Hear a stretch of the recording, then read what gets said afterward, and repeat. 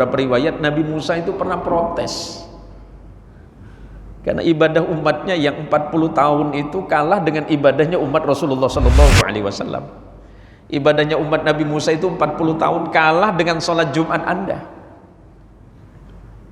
Sholat Jumat kita cuma 2 rakaat, itu seminggu sekali. Apa? 1 pekan di sini ya. Itu kalah umatnya Nabi Musa. Karena Allah menyebutkan kita adalah sebagai kuntum khairu ummah. Kalian itu adalah sebaik-baiknya umat, kata Allah. Tapi kita tidak menyadari itu. Assalamualaikum warahmatullahi wabarakatuh. Alhamdulillahi rabbil alamin. Alhamdulillahilladzi anzala as-sakinata fi qulubil mu'minin liyazdadu imanan ma'a imanihim. Ashhadu an la ilaha illallah wahdah al-wahidul ahad al-fardus samad alladzi lam yalid wa lam yulad wa lam yakul lahu kufuwan ahad. Allahumma salli wa sallim ala sayyidil huda rasulillahil mujtaba Muhammadin sallallahu alaihi wasallam wa ala alihi tahirin wa ashabihi wa dhurriyyatihi wa liman tabi'ahu hatta ila yaumil qiyamah. Al-yawmul ladzi la yanfa'u malun wala banun illa man atallaha biqalbin salim. Wa ba'du. Shadaqallahul 'azim wa shadaqa rasuluhul habibul wafiyul karim. Wa nahnu 'ala dzalika minasy syahidin asy-syakirin. Walhamdulillahi rabbil alamin. Para alim ulama, para masyayikh, para allamah, para imam masjid Darul Ibadah, kampung apa nih? Kampung Samariang. Kalau orang Pontianak kata Samariang itu menggigil, Pak. Menggigil. Orang kata semeriang. Maka tadi saya agak takut-takut sikit, jangan masuk kampung balik saya jadi meriang pula badan. Alhamdulillah. Para pengerusi Masjid Darul Ibadah, para tuan haji, para hajah, para makcik-makcik, banyak sahabat-sahabat saya tanyakan saya, kenapa Tuan Guru bisa berbahasa Malaysia? Saya jawab, 4 bulan sebelum saya masuk Kuching nonton filem Upin Ipin, biar tak salah cakap. Alhamdulillah malam hari ini saya diberikan nikmat yang luar biasa oleh Allah. Masuk ke masjid yang mulia ini, saya menjadi teringat sabda Rasulullah Muhammadin sallallahu alaihi wasallam melalui seorang sahabat. Sanad ini atau derajat hadis ini hasan gharib. Derajatnya hasan tetapi gharib.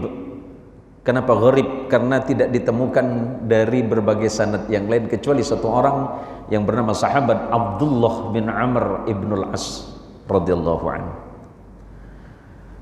Apa yang dimaksud oleh Rasulullah sallallahu alaihi wasallam, qaddarallahu al-maqadir qabla an yakhluqa as-samawati wal ard bi 1050 sanah. Ternyata Allah telah menciptakan takdir kita masing-masing.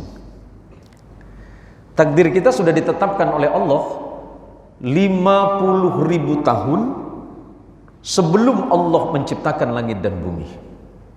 Subhanallah walhamdulillah wala ilaha illallah wallahu akbar. Bisa kita bayangkan kapan langit itu diciptakan? Kapan bumi ini diciptakan oleh Allah? Miliaran tahun yang lalu mungkin. Tetapi yang lebih luar biasa lagi ketika Allah menciptakan takdir kita. Ismukum karim, nama anda siapa? Ismail. Masya Allah. Ismail. Nama datuknya Rasulullah sallallahu alaihi wasallam dari seorang ibu yang bernama Hajar. Nah, karena kebetulan saya dipercaya untuk mengampu kajian Islam dan pemikiran Timur Tengah.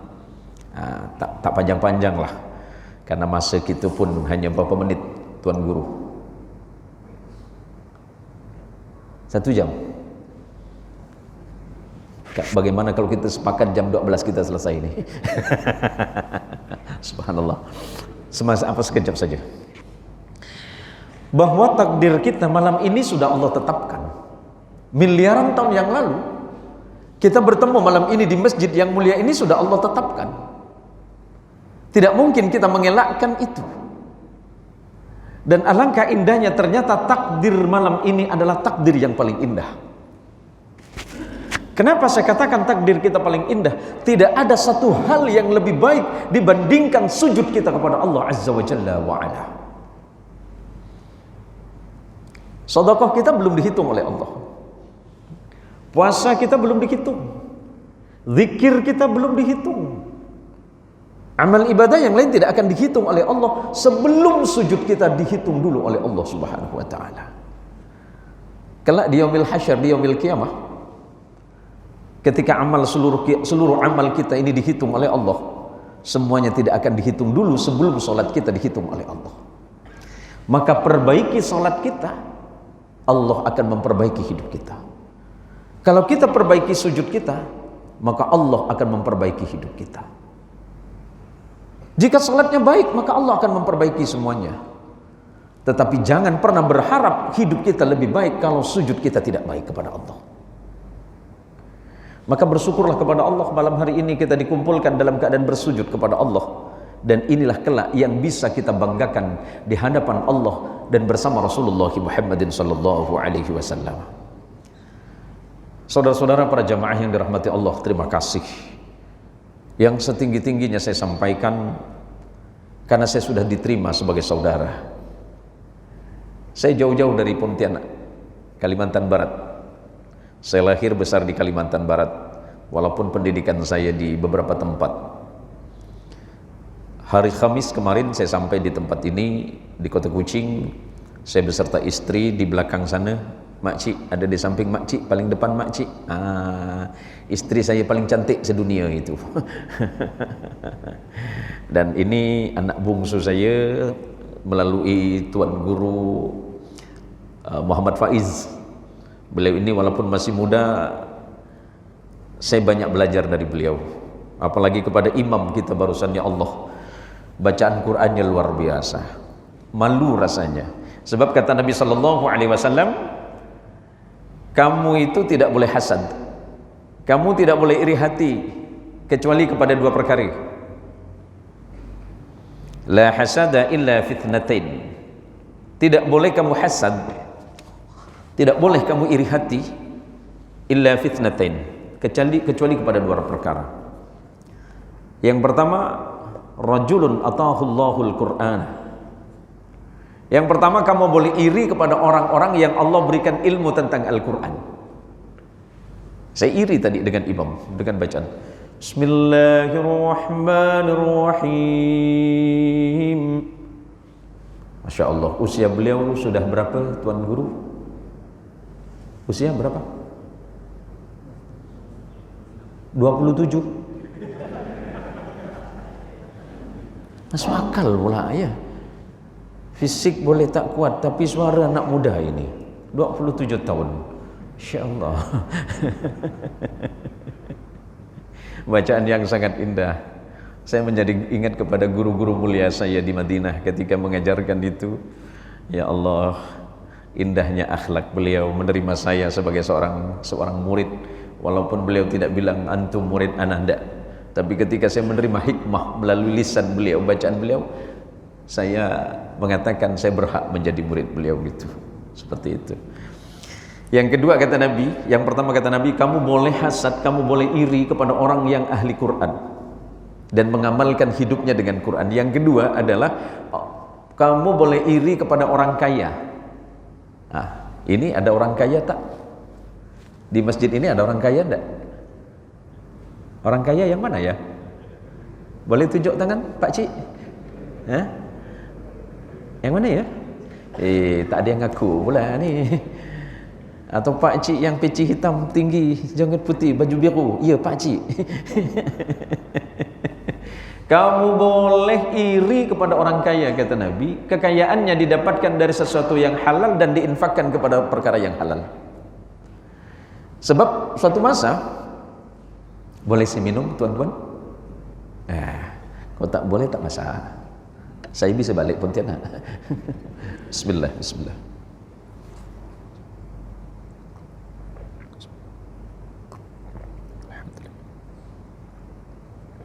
Alhamdulillah.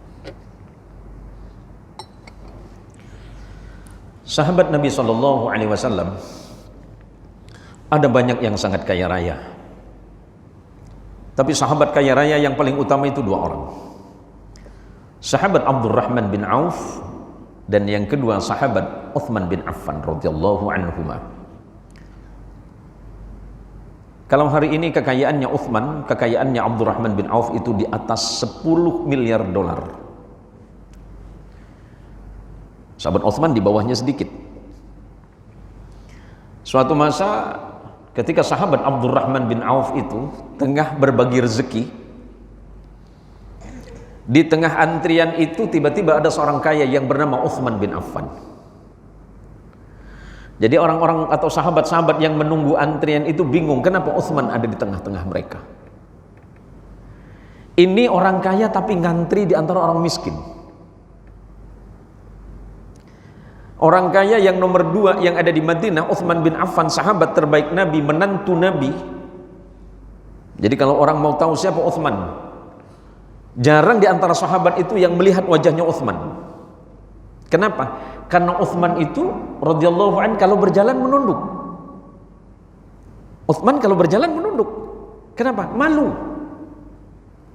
Bahkan Nabi SAW sendiri sudah pernah menyatakan, bagaimana mungkin aku tidak malu kepada sahabat Uthman bin Affan, sementara malaikat Jibril alaihissalam kalau ketemu Uthman bin Affan pasti menunduk. Jibril alaihissalam menunduk ketemu Uthman bin Affan. Kenapa ya Rasulullah? Apakah derajat Utsman begitu tinggi di sisi Allah dan di sisimu? Uthman bin Affan itu orangnya kaya raya, tapi hatinya rendah hati, tawadhu. Tidak pernah menyombongkan diri karena dia kaya. Maka Uthman bin Affan ketika berada di antrian ditanya oleh sahabat yang lain, wahai Uthman, Anda ini kan orang kaya. Kekayaan Anda itu cuma di bawah Abdurrahman bin Auf. Tetapi kenapa Anda berada di antrian ini? Jawaban Uthman sederhana, bagaimana mungkin aku tidak menerima rezeki yang baik dari tangan seorang sahabat terbaik yang bernama Abdurrahman bin Auf, yang dihasilkan dari kekayaan yang baik, diinfakkan kepada jalan Allah dengan cara yang baik, maka pantas bagiku menerima harta yang baik dari orang baik. Subhanallah. Inilah akhlaknya sahabat Nabi sallallahu alaihi wasallam. Jadi dua perkara ini yang boleh kamu iri, kata Nabi, iri kepada orang yang ahli Quran, hidupnya yang selalu bersama Quran, dan kamu boleh iri yang kedua, iri kepada orang kaya di mana kekayaannya didapatkan dari perkara yang halal, diinfakkan kepada perkara yang halal, dan selalu mendatangkan kebaikan di jalan Allah Subhanahu wa taala. Jadi boleh rasanya kalau saya iri kepada ahli-ahli Al-Quran. Semoga dengan para ahli Al-Quran ini senantiasa Allah memberikan ketenangan bagi kita semuanya, amin ya rabbal alamin. Setiap salat kita mesti berfatihah. 17 rakaat kita salat sehari semalam, berarti 17 kali membaca fatihah. Dan di setiap fatihah kita membaca kalimat atau ayat ihdinas siratal mustaqim. Tunjuki kami ya Allah ke jalan yang lurus. Maksudnya apa? Siratal anbiya'i wal mursalin. Jalannya para nabi dan para rasul, yakni agama Allah. Kalau orang itu senantiasa berada di jalan Allah, maka hatinya baik, hatinya tenang, hidupnya tak pernah takut, hatinya tak pernah gelisah.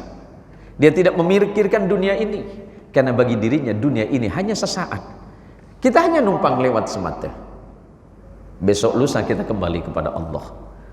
Persoalannya bukan mati yang harus kita pikirkan, bukan mati yang harus kita takutkan, tapi bekal apa yang kita bawa kelak menghadap kepada Allah Subhanahu wa taala. Maka cintai Al-Qur'an. Rasulullah Muhammad sallallahu alaihi wasallam sebagaimana diriwayatkan oleh sahabat Uthman bin Affan radhiyallahu anhu dalam Sahih Bukhari, Rasulullah menyatakan bahwa sebaik-baiknya manusia adalah manusia yang belajar dan mengajarkan Al-Quran. Khairukum man ta'allama al-Qur'ana wa 'allamahu. Sebaik-baiknya manusia di antara kalian adalah manusia yang belajar Al-Quran dan mengajarkan Quran. Karena kata sahabat Ali ibn Abi Thalib radhiyallahu an, kalau engkau membaca alif lam mim, engkau tidak sedang membaca satu huruf, tetapi engkau sedang membaca 3 huruf. Ada alif, ada lam, ada mim. Di setiap alif, di setiap huruf alif Allah siapkan 10 pahala, lamnya Allah siapkan 10 pahala, mimnya Allah siapkan 10 pahala, dan dari 10 pahala Allah siapkan 10 kebaikan. Itu baru alif lam mim. Bagaimana dengan Al-Quran? As-salafun as-salih, ulama-ulama salih terdahulu, mulai dari sahabat Nabi SAW. Ada sahabat yang tiap hari itu ada 1 hari khatmil Quran, 1 hari khatam Quran. Ada sahabat yang 1 hari 2 kali khatam. Termasuk Imam Syafi'i rahimahullahu ta'ala, beliau menghatamkan Al-Quran 1 hari 2 kali. Kalau Tuan Guru Ismail 1 hari berapa? Kalau kita menghatamkan Quran setahun sekali, bisa? Alhamdulillah, masih ada waktu. Jadi kalau ulama-ulama terdahulu itu salatnya itu, bahkan di antara para sahabat salatnya itu, kalau salat sendirian ya Tuan Guru, bukan salat dengan jamaah. Kalau para sahabat utama yang ahli Al-Quran itu salatnya itu 1 hari itu membaca Quran itu hatam dalam salat. Saking cintanya kepada Al-Quran. Karena Al-Quran adalah kitab terbaik yang Allah turunkan kepada Nabi terbaik, kepada Rasul terbaik, yang Allah kirimkan melalui malaikat terbaik, dan Allah sampaikan kepada umat terbaik, dan itu umat Rasulullah Muhammadin sallallahu alaihi wasallam. Kita ini menerima amanat besar dari Allah, tapi kita tidak sadar. Bahkan Allah mengingatkan, maka tajuk kita malam ini lebih kepada mencintai Al-Quran. Allah mengingatkan, Bismillahirrahmanirrahim, "Lau anzalna hadzal Qur'ana 'ala jabalin la ra'aitahu khashi'an mutasaddi'an min khashyatillah wa tilkal amthalu nadribuha lin-nasi la'allahum yatafakkarun." Shadaqallahul 'azim. Di Malaysia ini, di Sarawak ini, gunung paling tinggi itu gunung apa? Ada yang tahu? Gunung apa paling tinggi? Gunung apa?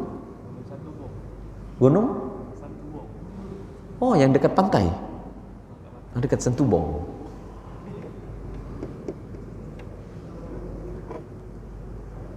Gunung mana? Tak faham saya. Allah mengingatkan, seandainya Allah turunkan kepada gunung, tak paham lagi apa? Santubong. Seandainya Allah turunkan ayat, 1 ayat saja kepada gunung itu, kata Allah, la ra'aitahu khashi'an mutasaddi'an min khasyatillah. Niscaya gunung itu bergetar, bahkan pecah berkeping-keping. Kenapa? Saking takutnya kepada Allah Subhanahu wa ta'ala. Saking takutnya kepada Allah, Allah turunkan ayat kepada gunung. Gunung itu tidak mau. Karena Allah pernah menawarkan Quran kepada langit, langit menolak. Allah turunkan ke bumi, bumi takut. Allah tawarkan kepada matahari, matahari takut. Allah tawarkan kepada bintang, bintangnya takut. Allah tawarkan kepada galaksi-galaksi yang ada di angkasa itu, semuanya tidak mau dan menolak. Kenapa? Karena Al-Quran adalah kalamullah, firman Allah, yang Allah siapkan bagi orang-orang yang hatinya memiliki rasa iman kepada Allah, hatinya yang penuh rasa tunduk kepada Allah. Al-Quran itu kalau dibacakan kepada orang beriman, hatinya bergetar dan takut kepada Allah. Ketika dia mendengarkan Bismillahirrahmanirrahim, menunduk dia kepada Allah. Alhamdulillahi Rabbil Alamin. Takut dia kepada Allah. Malu dia kepada Allah. Maka ketika dia mendengarkan ayat-ayat Allah, hatinya bergetar malu dan takut kepada Allah. Maka pada saat itulah Allah mewajibkan ampunan bagi dirinya. Jadi ketika kita salat, mendengarkan bacaan-bacaan Al-Quran yang indah, dan kemudian kita mentadabburinya, ya Allah, saya tidak mengerti ayat ini, ya Allah, saya tidak faham apa yang Engkau maksud, ya Allah, tapi saya mengerti bahwa ini adalah ayat-Mu untukku, ya Allah.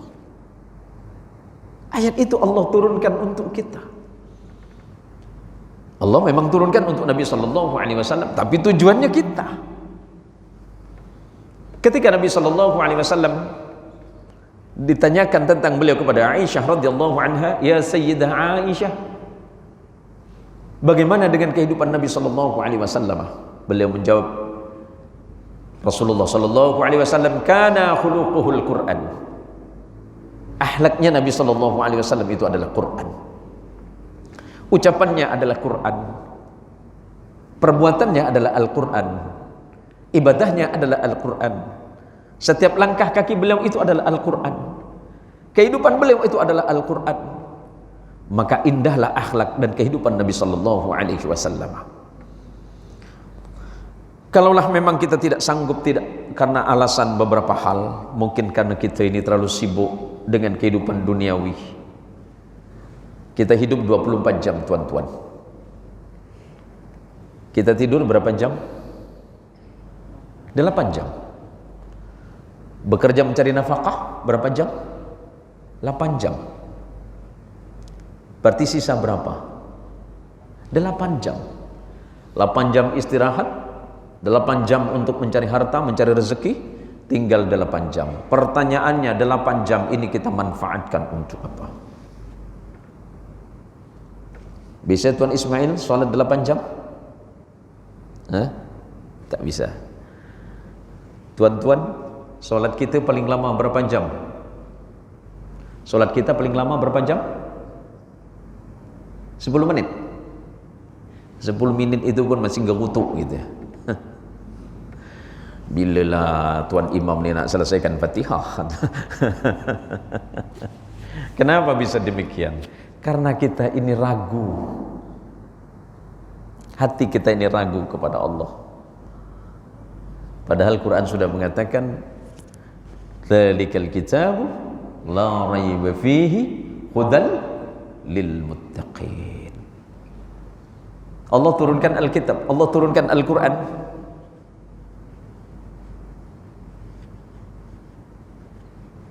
Di mana dalam Al-Quran itu Allah mengawal dengan la raiba, tidak ada keraguan, la syakka fih, tidak ada keraguan-raguan di dalamnya. Hudal lil muttaqin, petunjuk bagi orang-orang yang bertakwa.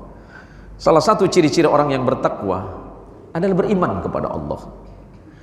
Kita tidak melihat Allah, tapi Allah melihat kita. Kita tidak mendengarkan Allah, tapi Allah mendengarkan kita. Maka orang yang beriman ketika mendengarkan lantunan azan, orang Indonesia menyebutnya lantunan, Malaysia menyebutnya laungan. Laungan ya, laungan azan. Allahu Akbar, Allahu Akbar. Terpanggil hatinya, ya Allah, Engkau tengah memanggilku, ya Allah. Tuan Ismail kalau dipanggil dengan istri, cepat datang enggak? Ayah, ya, Tuan Imam. Kalau dipanggil dengan istri, cepat-cepat datang tak? Manalah laki saya tak datang-datang kata. Itu baru panggilan istri. Ini yang manggil Allah, yang menciptakan kita. dan selalu mencintai kita. Al-Quran sudah mengingatkan, kataba rabbukum ala nafsihi rahmah. Allah sudah menetapkan dirinya bersifat kasih sayang kepada kalian semuanya. Sebesar apapun salah kita, Allah belum menghitung. Keburukan-keburukan kita Allah belum hitung, karena Allah masih menunggu taubat kita.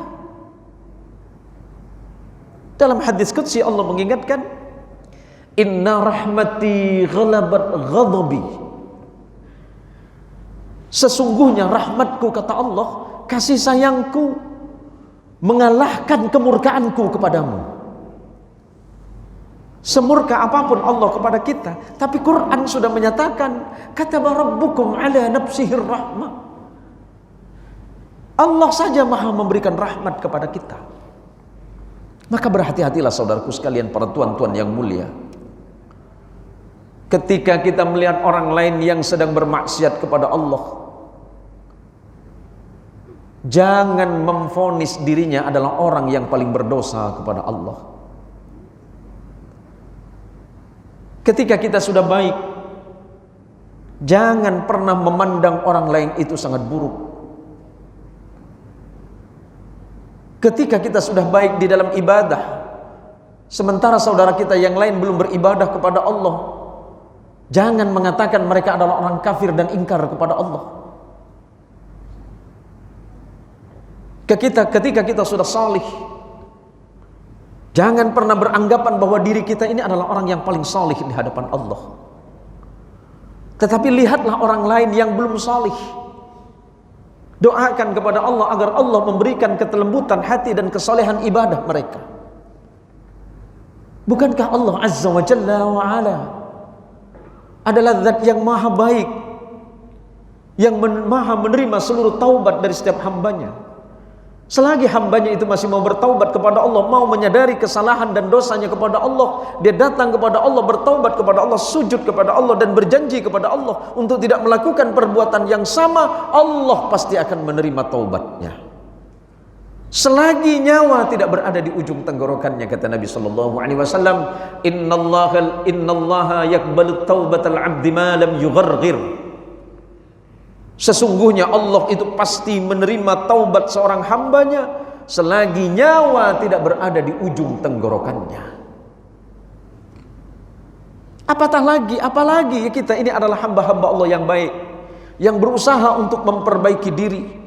Kalau kita sudah baik, mari kita perbaiki. Istiqamah dalam kebaikan. Ihdinas siratal mustaqim. Tunjuki kami jalan yang lurus ya Allah. Hidup kami tidak baik ya Allah, perbaiki hidup kami ya Allah. Hidup kami banyak maksiat ya Allah, tapi kami sadar bahwa kesalahan kami itu besar ya Allah. Tapi bukankah ampunanmu melebihi kesalahan kami? Allah memberikan kita semuanya ini nikmat yang sangat besar. Tidak kurang hidup kita, tidak kurang.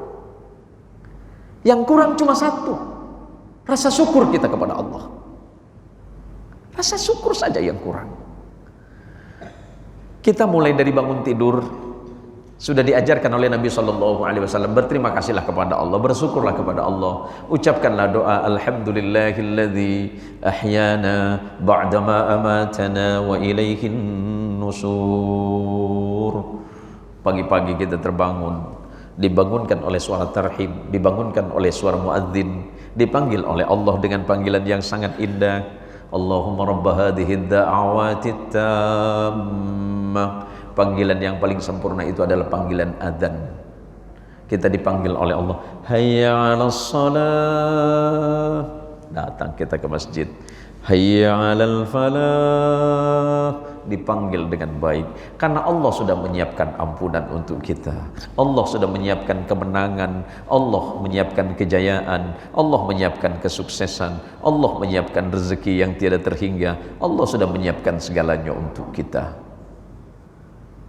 Maka belajarlah untuk selalu menyempatkan sholat, bukan sholat di saat sempat. Belajarlah untuk selalu menyempatkan sholat, bukan sholat di saat sempat. Sempat orang sini kata waktu luang. Apa? Kalau orang Indonesia nyebutnya sempat.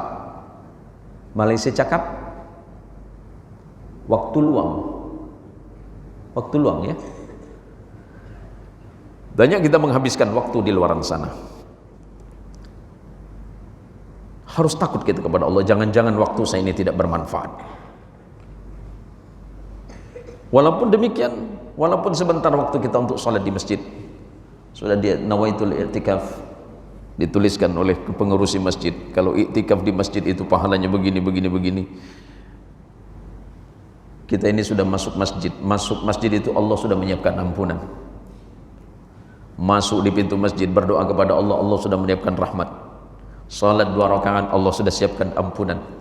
Sujud kepada Allah, selepas itu kemudian salat berjamaah 27 pahalanya.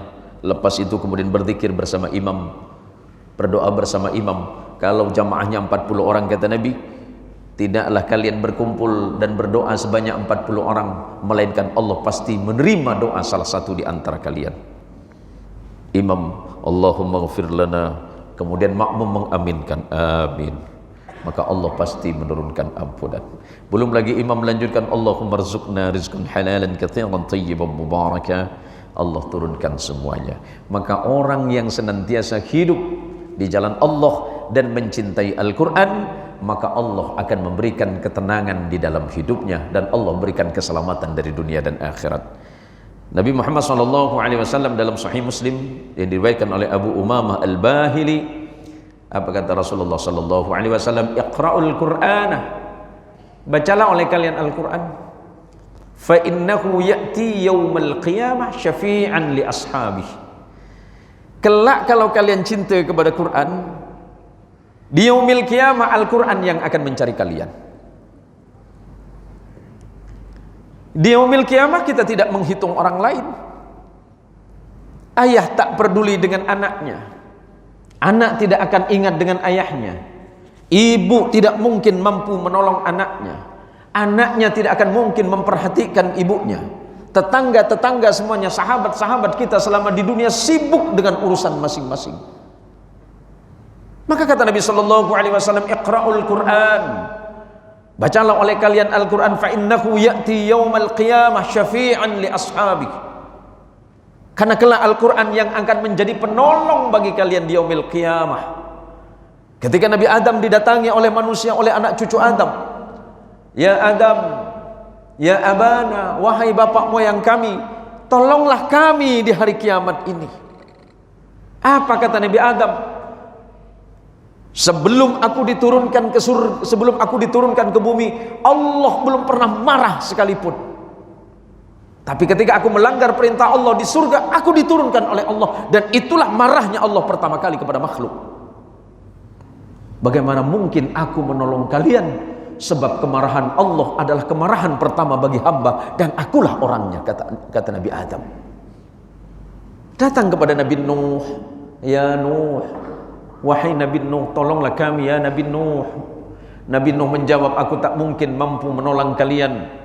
Masa kenabianku 900 tahun lamanya, 10 tahun aku hanya dapat satu umat. Nabi Nuh itu 10 tahun dapat satu umat, 10 tahun berikutnya dapat satu lagi. Apa kata Nabi Nuh? Bagaimana mungkin aku menolong kalian sementara istriku tidak beriman kepadaku, tidak beriman kepada Allah, anakku tidak beriman kepada Allah. Datanglah kepada Nabi yang lain, kepada Nabi Ibrahim. Nabi Ibrahim menjawab, aku takkan mungkin mampu menolong kalian wahai manusia. Wahai Nabi Ibrahim, engkau adalah bapak moyangnya para nabi. Kalau Adam bapak moyang manusia, engkau adalah bapak moyang para nabi. Kenapa disebut dengan bapak moyang para nabi? Karena nabi-nabi besar itu lahir dari keturunan Ibrahim. Ibrahim menikah dengan seorang perempuan yang berasal dari Mesir bernama Sarah. Sarah melahirkan anak bernama Ishak. Ishak melahirkan anak laki-laki yang bernama Yakub. Yakub Allah berikan gelar Israel. Ezra itu kekasih, El itu Allah di dalam bahasa Ibrani. Yakub lah kemudian Allah berikan gelar Israel. Kemudian Yakub punya anak 12 anak Yakub itu yang disebut dengan Bani Israel.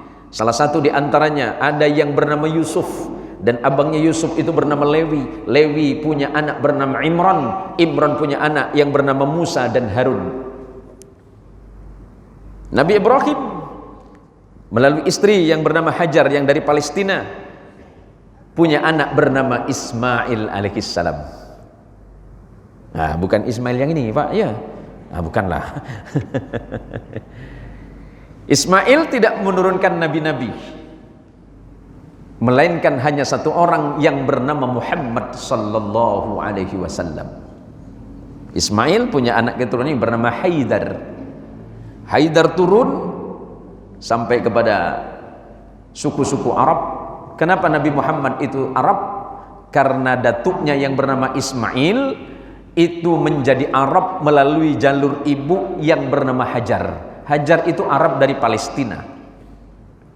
Turun sampai kepada Hashim. Turun sampai kepada Abdul Muthalib. Abdul Muthalib punya anak bernama Abdullah.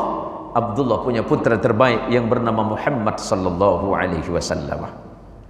Nabi Ibrahim menjawab, aku takkan mungkin menolong kalian semuanya, karena ternyata aku tidak bisa menolong ayahku yang bernama Azar yang ingkar kepada Allah. Datang kepada Nabi Musa alaihissalatu wassalam, ya Musa, tolonglah kami ya Nabi Musa. Nabi Musa menjawab, tak bisa aku tolong kalian. Kenapa ya Nabi Musa? 40 hari aku tinggalkan umatku menghadap kepada Allah, berkhalwat kepada Allah di Tursina. 40 hari aku tinggalkan mereka, mereka malah menyembah sapi, kata Nabi Musa. Malu aku pada Allah. Datang kepada Nabi Isa alaihissalam. Apa kata Nabi Isa? Bagaimana mungkin aku menolong kalian sepeninggal aku malah umatku menyembahku, mereka malah mempertuhankan aku. Aku malu kepada Allah. Sudahlah. Maka seluruh nabi mulai dari Adam sampai kepada Nabi Allah Isa semuanya menolak. Dalam menolaknya mereka mengatakan, datanglah kepada Muhammad sallallahu alaihi wasallam. Setelah datang kepada Nabi sallallahu alaihi wasallam, sudah masuk waktu Isya. 2 minit lagi. 3 minit. Setelah datang kepada Nabi Allah Muhammad sallallahu alaihi wasallam, maka Nabi Muhammad kemudian bersujud kepada Allah dan meminta waktu. Ya Allah, hari ini adalah hari penghakiman ya Allah. Hari ini adalah yaumil qiyamah, hari penghitungan amal seluruh makhluk mulai dari Nabi Adam sampai makhluk yang terakhir. Maka izinkanlah hambamu ini ya Allah, memohon kepadamu ya Allah untuk mempercepat perhitungan amal manusia. Pada masa itu 500 tahun Allah tidak memberikan pengadilan kepada sesiapapun. 500 tahun seluruh makhluk itu hanya berdiri saja, dan Allah tidak memulai hari perhitungan itu. Hingga kemudian Rasulullah Muhammad sallallahu alaihi wasallam bersujud kepada Allah, memohon kepada Allah agar hari ini segera dilaksanakan ya Allah, karena seluruh makhluk sudah tidak mampu menghadapi kesusahan pada hari ini ya Allah.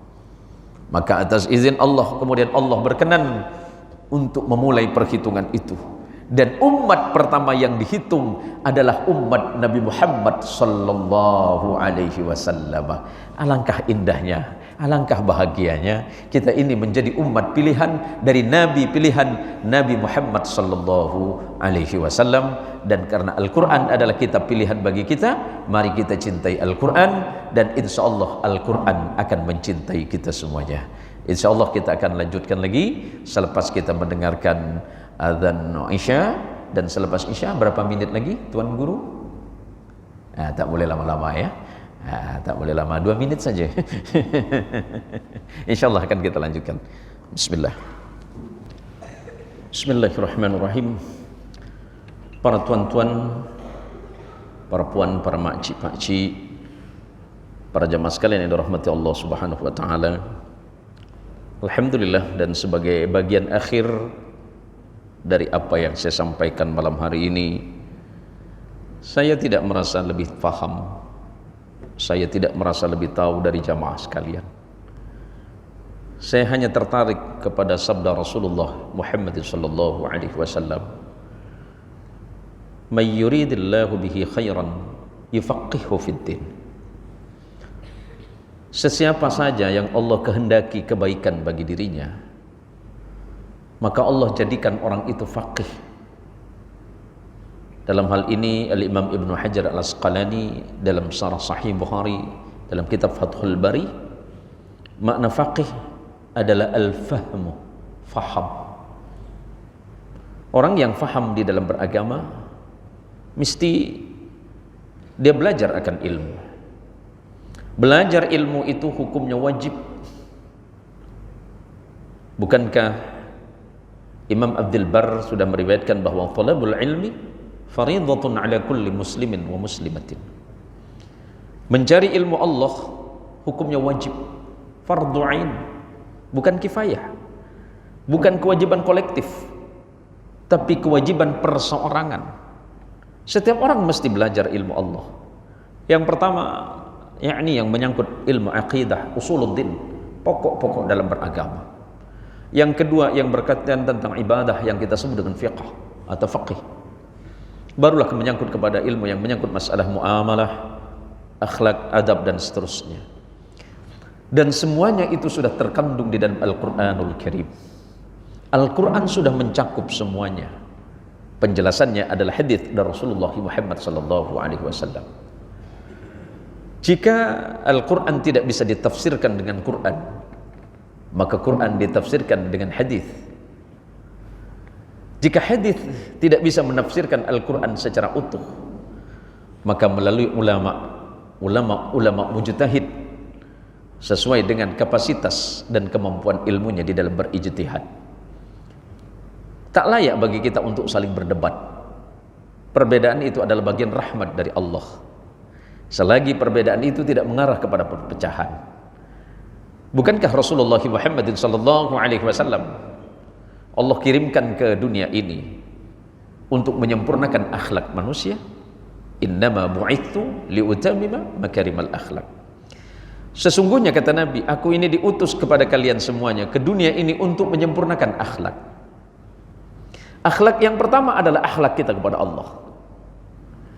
Berarti nabi-nabi terdahulu sudah mengajarkan ibadah, iya, disempurnakan oleh Nabi Muhammad SAW.